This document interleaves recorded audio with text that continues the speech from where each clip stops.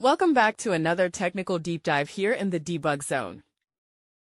Today, we're tackling a big question and breaking it down with insights from other users. Hopefully, this clears up some misconceptions and helps you get the answer you need. So buckle up, stay a little curious, and let's jump right in.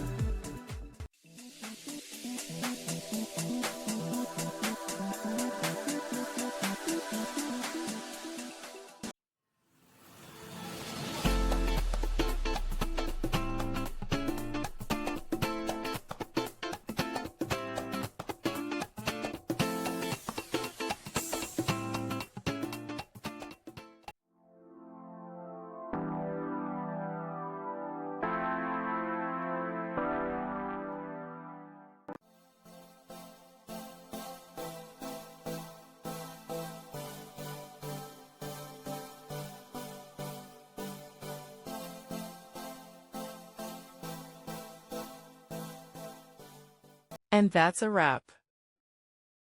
I hope you found the answer you were looking for. If you did, take a second to hit that subscribe button. It really helps out. And let me know in the comments which solution worked best for you.